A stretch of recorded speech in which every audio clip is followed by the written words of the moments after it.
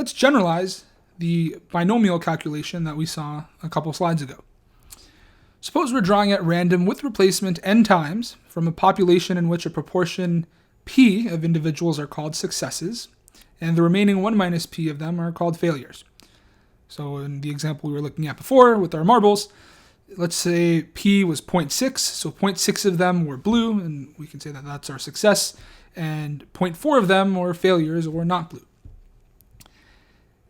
The probability of seeing k successes, so in our case, k blue marbles maybe, and having the remaining n minus k being failures, is this weird looking thing. So let's break this down piece by piece. Why do we have p to the k? Well, it's because we have k successes, or k blue marbles for instance. Each of them occurs with probability p. So we multiply by p k times. So p times p times p, k times is p to the exponent k.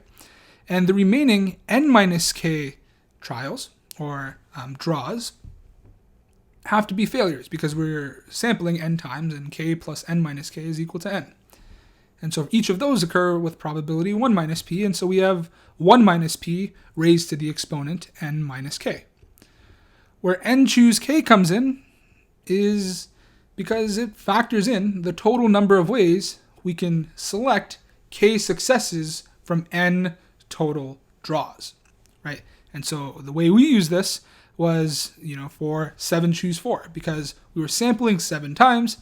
We wanted to, figure out the number of ways we can select 4 of our marbles to be blue, and so that was 7 choose 4. And so in general, the number of ways we can select n things where k of them are a success is n choose k. One thing to note is that this is essentially the binomial distribution, which we will formalize when we talk about random variables in a lecture that's coming after this one. But you will now see why this formula is what it is. Let's wrap up by generalizing this to the multinomial case. Now, let's suppose we are drawing at random, again with replacement n times, from a population that's now broken into 3 separate categories.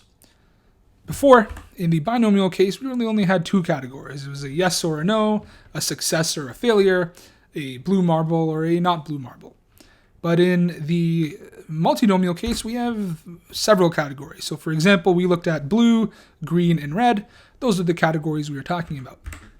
Let's say in category 1, there's a proportion P1 of the individuals. And let's say in category 2, there's P2 of the individuals. In category 3, there's P3 of the individuals.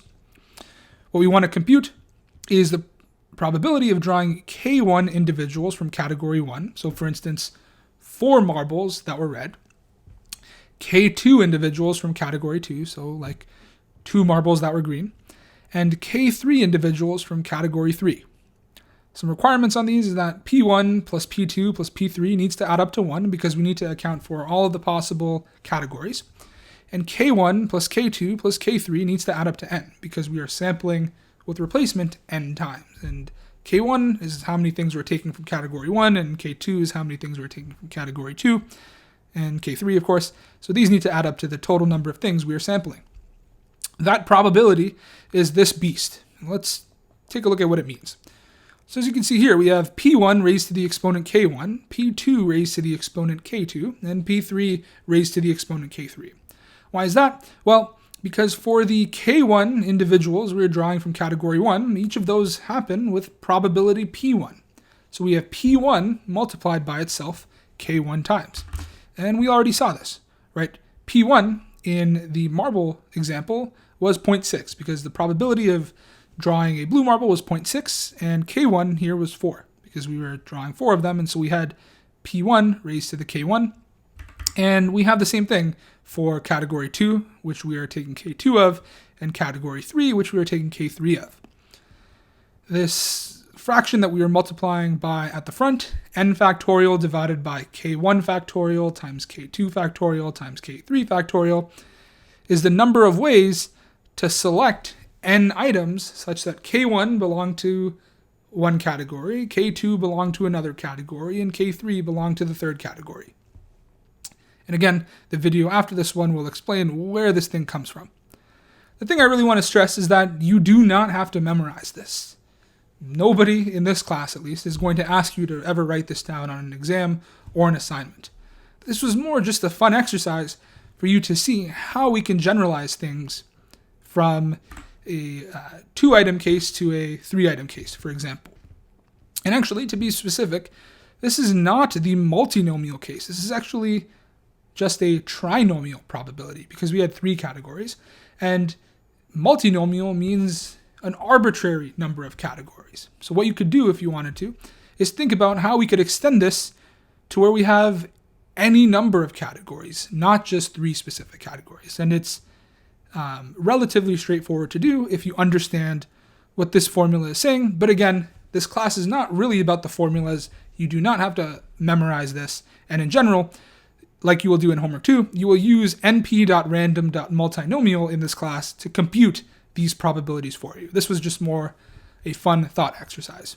So to summarize what we've talked about in this lecture, we established what a sample was, what might constitute a good sampling technique, what sources of bias in our samples could be, and we wrapped up by computing various probabilities as they pertained to our samples. In the next lecture, we will continue this discussion of probability with this thing called a random variable, which follows directly from our discussion on sampling. We will then look at a bunch of properties of random variables as they pertain to our journey as a data scientist. After that, we will take a break from probability and explore some of the more practical ideas in this class, like SQL and pandas and visualization. But probability is far from gone. We will revisit probability later in the semester when we get to this idea of modeling. Don't forget that there's an extra video after this one that goes through some of the ideas regarding the binomial coefficient if you would like a refresher on that, but the material in that lecture is strictly optional and supplementary.